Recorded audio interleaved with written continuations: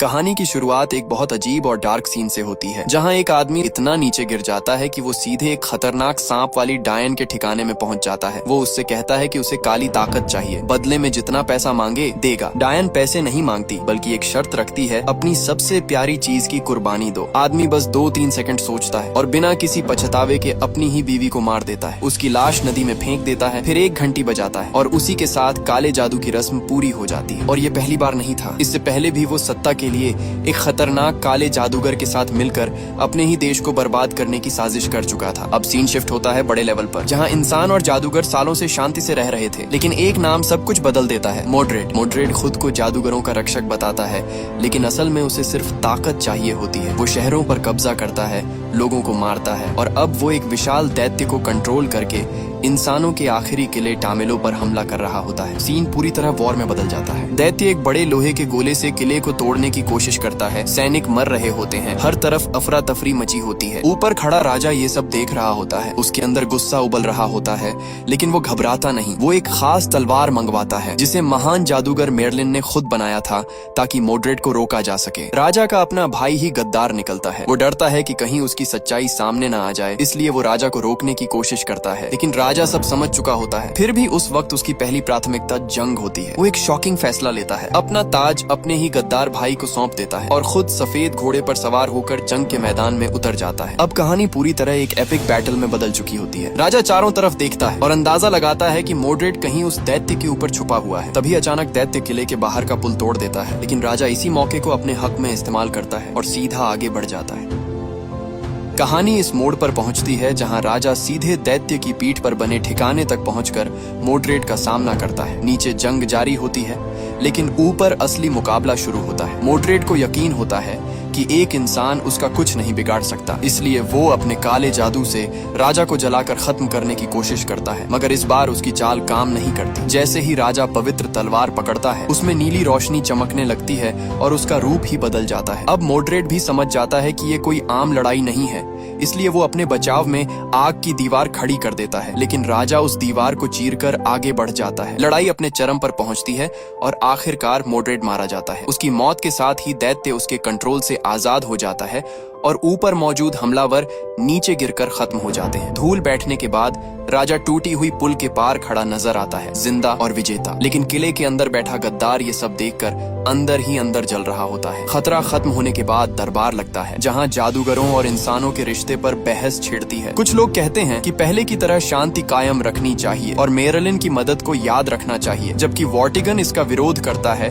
और कहता है कि आगे और भी मोड्रेड जैसे खतरे पैदा हो सकते हैं। बहस बढ़ती है तो एक मंत्री वॉर्टिगन को उसकी ही सच्चाई याद दिलाता है, जिससे वो भड़क उठता है और सफाई देने लगता है। माहौल गर्म हो जाता है, लेकिन तभी राजा बीच में आकर साफ फैसला सुनाता है कि जादूगरों के खिलाफ कोई कार्रवाई नहीं होगी और दोनों फिर से साथ रहेंगे। इसके बाद वो असली बात सामने लाता है और गद्दार का नाम लेकर बताता है कि उसे पहले से सब कुछ पता था, लेकिन उसने उसे सजा नहीं दी, क्योंकि वो उसे एक मौका देना चाहता था। अब सबकी नजरें उसी गद्दार पर टिक जाती हैं कि वो इस मौके का क्या करेगा। राजा अपने भाई को सुधारने का मौका देता है, लेकिन यही बात गद्दार को अंदर से जला देती है। उसे लगता है कि दरबार में उसकी बेइज्जती हुई है और अब उसे डर सताने लगता है कि कहीं उसकी सच्चाई खुल न जाए। इसी डर और लालच में वो तख्ता पलट की योजना बनाता है, लेकिन पवित्र तलवार की ताकत देखकर वो सीधे मुकाबले की हिम्मत नहीं करता, इसलिए चालाकी से अपने आदमियों को महल पर हमला करने भेजता है। खुद वो अपनी बीवी को लेकर एक गुप्त कमरे में जाता है, जहां पानी की डायन कैद होती है। बीवी को कुछ समझ नहीं आता, वो उससे सवाल करती है,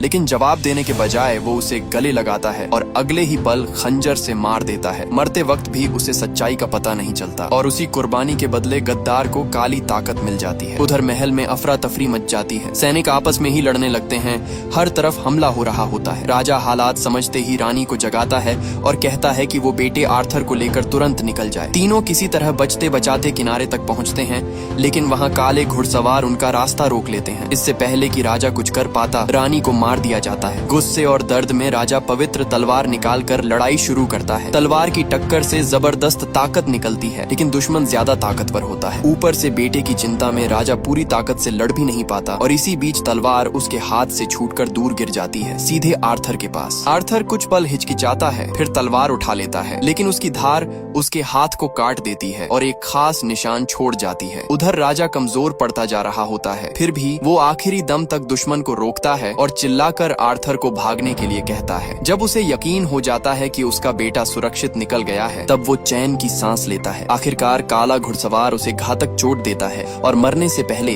राजा एक आखिरी फैसला लेता है। वो तलवार को हवा में उछालकर खुद ही अपनी पीठ में घुसा देता है ताकि वो दुश्मन के हाथ ना लगे। यही उसका आखिरी बलिदान होता है और धीरे धीरे उसका शरीर खत्म होने लगता है। पत्थरों का विशाल ढांचा लकड़ी के पुल को तोड़कर नदी में गिर जाता है और उसी पल काला घुड़सवार अपनी असली शक्ल में लौट आता है। सच सामने आता है कि वो कोई और नहीं बल्कि वही गद्दार है जिसने अपनी बीवी की कुर्बानी देकर काली ताकत हासिल की थी। उसी ताकत से वो अपने भाई और उसके परिवार को मारकर खुद राजा बन जाता है। दूसरी तरफ छोटा आर्थर नदी में बहता हुआ बच जाता है, जिसे एक औरत बचाकर कोठे पर ले जाती है और वहीं उसका पालन पोषण होता है। आर्थर अपनी पहचान पूरी तरह भूल चुका होता है और एक आम इंसान की तरह जीने लगता है। सुनहरे बालों की वजह से उसकी पहचान छुपाने के लिए उसके बाल काट दिए जाते हैं। बचपन में दूसरे बच्चे उसे तंग करते हैं, लेकिन कोठे के पास बने अखाड़े में काम करते हुए उसकी जिंदगी बदलने लगती है। वहाँ का उस्ताद उसकी काबिलियत पहचानता है और उसे ट्रेनिंग देना शुरू करता है, जिससे धीरे धीरे आर्थर मजबूत और खतरनाक लड़ाका बन जाता है। उधर 15 सालों में गद्दार राजा और ज्यादा बेरहम हो जाता है। उसे सिर्फ काली ताकत चाहिए होती है, इसलिए वो राजकाज छोड़कर उसी के पीछे पागल हो जाता है। पानी की डायन के कहने पर वो डार्क टावर बनवाने का फैसला करता है, क्योंकि उसे यकीन होता है कि इससे उसे असीम ताकत मिलेगी। उसकी जुल्म की वजह से लोग उससे नफरत करने लगते हैं और बगावत को रोकने के लिए वो अपने सैनिकों को हर जगह लोगों को पकड़ने का हुक्म देता है। इसी बीच आर्थर को अजीब सपने आने लगते हैं, जिनमें एक काला घुड़सवार एक औरत को मारता है और कोई उसे भागने के लिए कहता है। ये सपने धीरे धीरे साफ होने लगते हैं। फिर अचानक एक दिन नदी में डूबी हुई पवित्र तलवार चमकने लगती है और पानी का स्तर तेजी से नीचे गिर जाता है, जिससे आने वाले बड़े बदलाव का संकेत मिलता है। नदी के बीच अचानक एक लोहे की तलवार खुद ब खुद जमीन में गड़ी हुई नजर आती है। आसपास के सिपाही उसे कोई कीमती पुराना खजाना समझकर उसे निकालने की कोशिश करते हैं, लेकिन पूरी ताकत लगाने के बाद भी तलवार जरा भी नहीं हिलती। तभी राजा वहां पहुंचता है और ये नजारा देखकर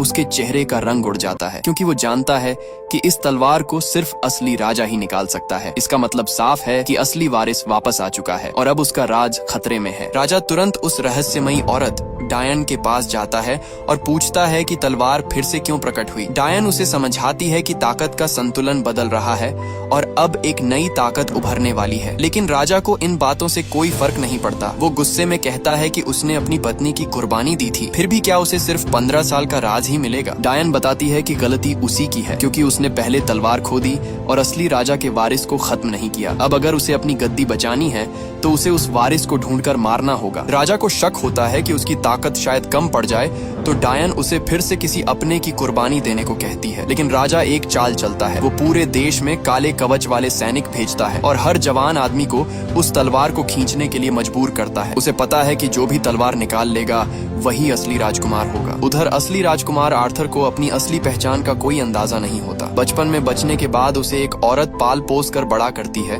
और वो एक वेश्यालय में काम करने लगता है। एक दिन अचानक वहाँ काले सैनिक घुस आते हैं, क्योंकि उन्हें खबर मिली होती है कि कोई घायल बागी वहाँ छिपा हुआ है। अच्छी बात ये होती है कि सैनिकों का एक कप्तान आर्थर को जानता है, इसीलिए वो बड़ी तलाशी से बच जाता है। लेकिन तभी आर्थर को एक घायल आदमी छिपा हुआ मिल जाता है और दूसरों को बचाने के लिए वो उसे बाहर निकाल देता है। इसके बाद कप्तान आर्थर को अलग ले जाकर बताता है कि इन दिनों उसका नाम बहुत सुनने में आ रहा है और पूछता है कि कहीं उसने किसी गलत आदमी से दुश्मनी तो नहीं ले ली। अब आर्थर खुद सोच में पड़ जाता है कि आखिर उसके पीछे कौन पड़ा है। आखिरकार सच्चाई सामने आती है कि उसी सुबह कुछ गुंडे वाइकिंग लोग दुकान पर हमला करने आए थे। लूसिया को बचाने के चक्कर में आर्थर ने लगभग उनमें से एक को मार ही दिया था। तब कप्तान समझाता है कि ये लोग इतने बेखौफ इसलिए हैं क्योंकि उन्हें राजा का सहारा मिला हुआ है। अगर उनसे पंगा लिया तो सीधा बदला मिलेगा। उसी रात आर्थर को फिर से डरावना सपना आता है। अभी वो ठीक से संभल भी नहीं पाता कि उसका दोस्त उसे तुरंत भागने के लिए कहता है, क्योंकि वाइकिंग लोगों ने पूरे इलाके को घेर लिया होता है। वक्त रहते पता चलने की वजह से आर्थर बच निकलता है, लेकिन शहर से बाहर निकलते ही सैनिक उसे पकड़ लेते हैं। उसके हाथ पर कोई निशान नहीं होता, इसलिए उसे बाकी लोगों के साथ जहाज में डाल दिया जाता है और यहीं से उसकी किस्मत पलटने वाली होती है। अब आर्थर उन लोगों में शामिल हो जाता है जिन्हें तलवार निकालने के लिए लाया गया है। लाइन बहुत लंबी होती है, इसलिए वो जल्दी में आगे घुस जाता है। जैसे ही वो तलवार को देखता है, उसे अजीब सा अपनापन महसूस होता है। वो तलवार पकड़ता है और अचानक दोनों के बीच एक अजीब सी ताकत जाग जाती है। जैसे ही वो दोनों हाथों से तलवार पकड़ता है, तलवार चमकने लगती है और बिना ज्यादा मेहनत के आर्थर उसे आसानी से बाहर निकाल देता है। ये देखकर सारे सैनिक दंग रह जाते हैं, लेकिन तलवार की ताकत उसके शरीर से ज्यादा होती है और वो वहीं बेहोश होकर गिर जाता है। जब उसे होश आता है तो वो खुद को कैद खाने में पाता है। सामने खड़ा होता है राजा, उसका चाचा। 15 साल बाद ये मुलाकात किसी इमोशनल सीन जैसी नहीं होती, बल्कि पूरी चालाकी और साजिश से भरी होती है। राजा उसे बताता है कि वो पुराने राजा का बेटा है, लेकिन आर्थर इस बात को मानने से इनकार कर देता है। वो कहता है कि वो तो बस एक आम इंसान है जो बचपन से ही वेश्यालय में पला बढ़ा है। राजा उसे समझाता है कि इस तलवार को सिर्फ असली राजा या उसके खून के वारिस ही निकाल सकते हैं और यही सबसे बड़ा सबूत है। आर्थर जान बचाने के लिए कहता है कि वो हमेशा के लिए गायब हो जाएगा, लेकिन राजा उसकी बात पर भरोसा नहीं करता। उसे पता है कि आर्थर भी उसी की तरह ताकत और सत्ता का भूखा बन सकता है। अगर उसे छोड़ दिया तो वो एक दिन वापस आकर सब कुछ छीन लेगा। अब आर्थर को एहसास हो जाता है कि शायद इस बार वो बच नहीं पाएगा। वो जमीन पर बैठा हुआ पहली बार पूरी तरह टूट जाता है। इसी बीच एक लोहार की दुकान में नीले कपड़े पहने एक रहस्यमयी औरत पहुंचती है और कहती है कि उन्हें मिलकर काम करना होगा। लोहार, जो पुराने राजा का वफादार होता है, बिना ज्यादा सोचे मान जाता है, क्योंकि वो जानता है कि अगर आर्थर राजा के हाथ लग गया तो उसका बचना नामुमकिन है। उधर राजा आर्थर को चुपचाप मारने के बजाय उसे सबके सामने बेइज्जत करना चाहता है। वो उसे जेल से बाहर लाता है और उसकी आंखों के सामने उस औरत को मार देता है जिसने उसे बचपन से पाला था। फिर बाकी लोगों की जान को दांव पर रखकर आर्थर को मजबूर करता है कि वो सबके सामने खुद को झूठा और कायर माने। इसी बीच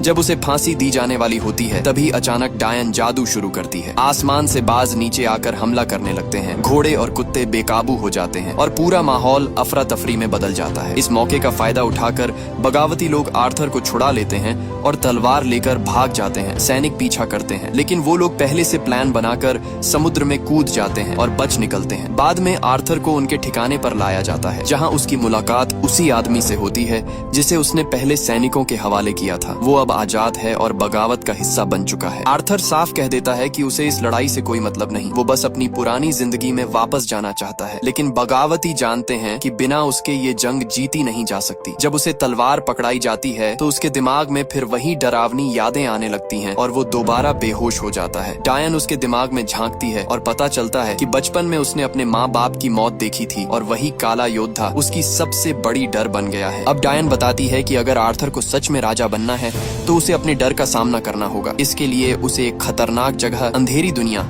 में जाना पड़ेगा, जहां वो परीक्षा से गुजरेगा। जैसे ही जादू किया जाता है, आर्थर अचानक उस रहस्यमयी अंधेरे लोक में पहुंच जाता है और यहीं से उसकी असली परीक्षा शुरू होती है। जैसे ही आर्थर उस अंधेरी दुनिया में आगे बढ़ता है, अचानक उसका सामना एक खौफनाक 18 मीटर लंबे अजगर से हो जाता है। वो डर के मारे पीछे हटता है और एक गुफा के पास पहुंच जाता है, लेकिन अजगर रुकने का नाम नहीं लेता। तभी अचानक अंधेरे से एक विशाल चमगादड़ झपट्टा मारकर अजगर को उठा ले जाता है। खतरा टल जाता है, लेकिन आर्थर समझ जाता है कि अब वो खुद भी किसी शिकारी का शिकार बन चुका है। वो चमगादड़ उसे भी हवा में उठा लेता है, लेकिन आपस की लड़ाई में उसे मौका मिल जाता है और वो किसी तरह नीचे गिरकर बच निकलता है। नीचे आते ही आर्थर आग जलाता है ताकि खुद को बचा सके, लेकिन रोशनी में उसे और भी खतरनाक नजारा दिखता है। एक और विशाल अजगर जो पहले वाले से भी ज्यादा डरावना होता है।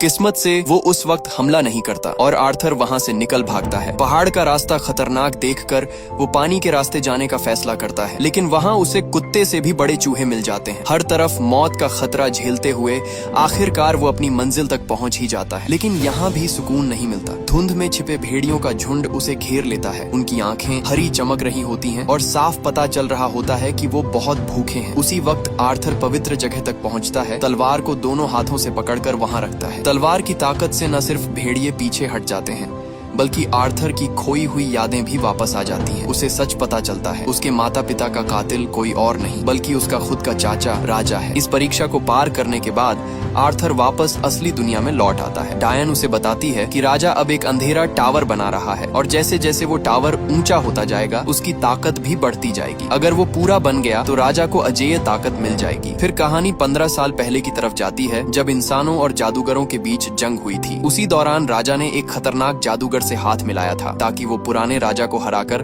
सत्ता हासिल कर सके। लेकिन बाद में एक और जादूगर ने उस ताकत को रोकने के लिए उसी जादुई डंडे को तलवार में बदल दिया, वही तलवार जो अब आर्थर के पास है। और उसने उस पर एक नियम भी लगा दिया कि उसे सिर्फ असली राजा या उसके खून का वारिस ही इस्तेमाल कर सकता है। जब आर्थर ये सब जान लेता है तो उसका गुस्सा और बढ़ जाता है। अपने माता पिता और उसे पालने वाली औरत का बदला लेने के लिए वो अब तैयार हो जाता है। वो बगावतियों के साथ मिलकर राजा को खत्म करने का फैसला करता है, लेकिन वो जानता है कि सीधी लड़ाई में जीतना नामुमकिन है, इसलिए वो चालाकी से प्लान बनाने का फैसला करता है। कोई सुझाव देता है कि दूसरे राजाओं से मदद ली जाए, लेकिन आर्थर मना कर देता है क्योंकि उसे पता है कि इस खेल में धोखा किसी भी मोड़ पर मिल सकता है। अब असली जंग शुरू होने वाली है। काफी सोचने के बाद आर्थर एक चाल चलता है। वो फैसला करता है कि राजा को उसके सबसे कमजोर पॉइंट पर चोट पहुंचाकर बाहर निकाला जाए। राजा की सबसे बड़ी कमजोरी होती है उसका बनता हुआ डार्क टावर, इसलिए आर्थर उसकी सप्लाई पर हमला करवाता है। खाने की नाव डुबो दी जाती है, गुलामों की टोली पर हमला होता है, यहाँ तक कि उसका पसंदीदा महल भी जला दिया जाता है। ये सब देखकर राजा गुस्से में खुद लंदन निकल पड़ता है। बगावती लोगों को अंदर से खबर मिल जाती है और वो प्लान बनाते हैं राजा पर हमला करने का। लेकिन आर्थर अब भी तलवार की ताकत को कंट्रोल नहीं कर पा रहा होता। डायन उसे समझाती है कि वो डर से नहीं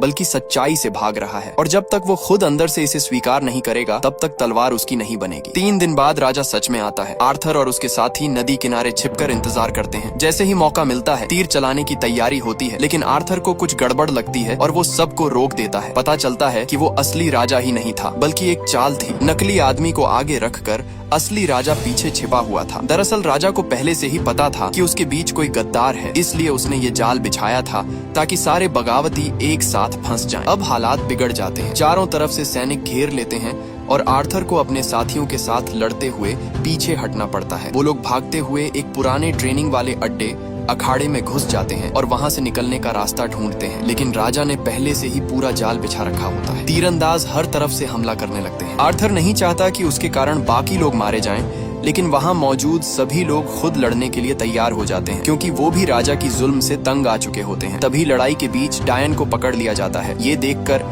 आर्थर मजबूर होकर तलवार उठाता है और इस बार कुछ अलग होता है। पहली बार वो तलवार की असली ताकत को कंट्रोल कर लेता है। चारों तरफ तूफान जैसा मंजर बन जाता है और दुश्मन एक एक करके गिरने लगते हैं। जब धूल बैठती है तो मैदान में दुश्मनों की लाशें पड़ी होती हैं। ये सब देखकर आम लोग भी हिम्मत पकड़ लेते हैं और सड़कों पर उतर आते हैं, राजा के खिलाफ आवाज उठाने लगते हैं। अब बगावत खुलकर शुरू हो चुकी होती है। इसके बाद आर्थर और उसके साथी एक सुरक्षित जगह पर छिप जाते हैं और रात होने का इंतजार करते हैं ताकि धुंध का फायदा उठाकर निकल सके। लेकिन इस दौरान उसका दोस्त घायल हो जाता है और सबको आगे भेज देता है। जैसे ही आर्थर वहां से निकलता है, राजा उसके पीछे पीछे उस ठिकाने तक पहुंच जाता है और क्रूरता की हद पार करते हुए वो उसके दोस्त को उसके बेटे के सामने ही मार देता है। आर्थर ये सब छिपकर देख रहा होता है और उसी पल वो फैसला करता है कि अब ये लड़ाई सिर्फ गद्दी के लिए नहीं बल्कि इंसाफ और बदले के लिए है। इस नाकाम मिशन के बाद आर्थर खुद को दोष देने लगता है। उसे लगता है कि अगर ये तलवार उसकी जिंदगी में नहीं आती तो शायद ये सब कभी नहीं होता। दुख और गुस्से में आकर वो तलवार को झील में फेंक देता है। लेकिन कुछ ही देर बाद जैसे ही वो लौटने लगता है, अचानक पानी उसे अंदर खींच लेता है। वहाँ उसकी मुलाकात झील की रहस्यमयी परी से होती है जो उसे एक डरावना भविष्य दिखाती है। अगर उसने हार मान ली तो पूरा राज्य राजा के जुल्म में जलकर बर्बाद हो जाएगा। ये देखकर आर्थर को अपनी गलती समझ आती है। वो वापस आता है, तलवार उठाता है और इस बार पूरी हिम्मत के साथ खड़ा हो जाता है। लेकिन जब वो अपने ठिकाने पर लौटता है तो पता चलता है कि वहाँ हमला हो चुका है। कई साथी पकड़े जा चुके होते हैं और कुछ को कैद करके किले में ले जाया गया है। राजा का साफ संदेश होता है, अगर उन्हें बचाना है तो तलवार लेकर खुद उसके पास आओ। मजबूरी में आर्थर मान जाता है, लेकिन इस बार वो एक नया प्लान बनाता है। पहले वो अपने लोगों के जरिए डायन को छुड़वाता है, फिर एक खतरनाक तरीका अपनाता है। खुद को एक जहरीले सांप से कटवाता है ताकि उसके अंदर छिपी ताकत जाग जाए। इसके बाद वो अकेले ही किले में पहुंचता है और खुद को पकड़वा देता है। राजा खुश हो जाता है कि अब उसके पास तलवार भी है और दुश्मन भी। लेकिन असल खेल यहीं से शुरू होता है। डायन अपने जादू से महल में अफरा तफरी मचा देती है। सांप और एक विशाल अजगर अंदर घुसकर सैनिकों को खत्म करने लगते हैं। इसी मौके का फायदा उठाकर आर्थर अपने बंधन खोलता है और तलवार वापस हासिल कर लेता है। अब बगावती लोग भी शहर में घुस आते हैं और आम जनता भी उनके साथ खड़ी हो जाती है। सालों से दबे हुए लोग अब खुलकर लड़ने लगते हैं। पूरे शहर में जंग छिड़ जाती है और अब फैसला होने वाला है कि असली राजा कौन बनेगा। अब शहर के अंदर जबरदस्त जंग छिड़ चुकी होती है। काले कवच वाले सैनिकों और बगावती लोगों के बीच सीधी टक्कर चल रही होती है। इसी अफरा तफरी का फायदा उठाकर राजा भाग निकलता है और सीधा उस रहस्यमयी डायन के पास पहुंचता है, लेकिन इस बार भी उसे वही कीमत चुकानी पड़ती है, अपनी सबसे प्यारी चीज की कुर्बानी। सत्ता के लालच में अंधा होकर वो अपनी ही बेटी की बलि दे देता है और बदले में उसे फिर से काले योद्धा की भयानक ताकत मिल जाती है। उधर आर्थर तलवार के साथ पूरे शहर में दुश्मनों को हराता हुआ आगे बढ़ रहा होता है। जो भी उसके सामने आता है वो टिक नहीं पाता। आखिरकार वो उस काले टावर तक पहुंच जाता है जिसे खत्म करना सबसे जरूरी होता है, लेकिन जैसे ही वो उसे तोड़ने की कोशिश करता है, अचानक एक तेज रोशनी उसे दूसरी जगह ले जाती है, एक सुनसान द्वीप पर, जहां उसका सामना एक बार फिर उसी काले योद्धा यानी अपने चाचा से होता है। अब दोनों के बीच आखिरी लड़ाई शुरू होती है। काला योद्धा बेहद ताकतवर होता है, उसके हर वार में जानलेवा ताकत होती है। शुरुआत में आर्थर पूरी तरह दब जाता है, उसे बुरी तरह हराया जाता है और वो बेहोश हो जाता है, लेकिन इसी हालत में वो अपने अतीत में पहुंच जाता है, उसी पल में जब उसके पिता मारे गए थे। इस बार वो भागता नहीं बल्कि तलवार पकड़कर अपने पिता को बचाने की कोशिश करता है। तभी उसे समझ आता है कि वो हमेशा डर से भागता रहा और यही उसकी सबसे बड़ी कमजोरी थी। जैसे ही वो इस सच को स्वीकार करता है, उसकी ताकत कई गुना बढ़ जाती है। वो वापस होश में आता है और इस बार पूरे आत्मविश्वास के साथ लड़ाई करता है। अब हालात पलट जाते हैं। वो हर वार को रोकता है, जवाब देता है और आखिर में एक जोरदार हमला करके काले योद्धा को खत्म कर देता है। इसी के साथ उसका चाचा भी अपनी लालच और क्रूरता की सजा पा जाता है। इसके बाद आर्थर वापस जाकर उस काले टावर को पूरी तरह तबाह कर देता है। सालों से फैला हुआ अंधेरा खत्म हो जाता है और राज्य आजाद हो जाता है। लोग उसे अपना असली राजा मान लेते हैं। आखिरकार आर्थर ताज पहनता है और अपने साथियों के साथ एक नई शुरुआत करता है, जहां वो इंसाफ और सच्चाई के साथ राज करता है। और इसी के साथ इस कहानी का यहीं पर दी एंड हो जाता है।